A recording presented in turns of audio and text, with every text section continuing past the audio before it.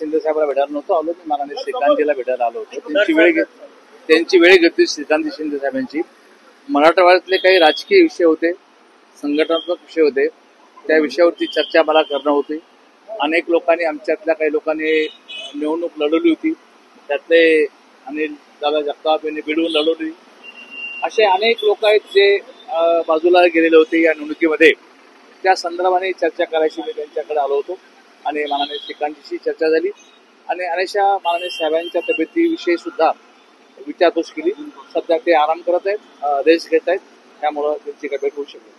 तर याआधी महायुतीच्या मंत्रिमंडळामध्ये आपण मंत्री होतात, त्यानंतर आपला 2019 पराभव झाला, आता पुन्हा निवडून आलेला आहे, त्यामुळे मंत्रिमंडळामध्ये वर्णी लागावी यासाठी नाही, तो विषय नाही. मी तुम्हाला सांगितलं ना, आज फक्त मराठवाड्यातल्या संघटनात्मक बाबीवरती चर्चा करण्यासाठी मी श्रीकांतजी यांची वेळ घेतली होती आणि त्याप्रमाणे मी त्यांच्याशी बोललेलो आहे. सर, आपण बघतोय की आतापर्यंत जालन्यात जर बघितलं तर भारतीय जनता पक्षाकडे नेतृत्व जात होतं मंत्रिमंडळात. यावेळी मंत्रिमंडळात जालना जिल्ह्याला शिवसेनेकडे नेतृत्व मिळावं अशी तुमची अपेक्षा आहे का?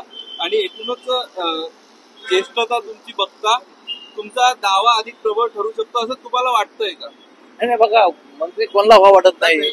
मला असं वाटतं की हा विषय सर्वतः पक्ष नेतृत्वाचा आहे आणि पक्ष नेतृत्व त्यावर विचार करेल. त्या बाबतीमध्ये कुठल्याही प्रकारची चर्चा आज झालेली नाही.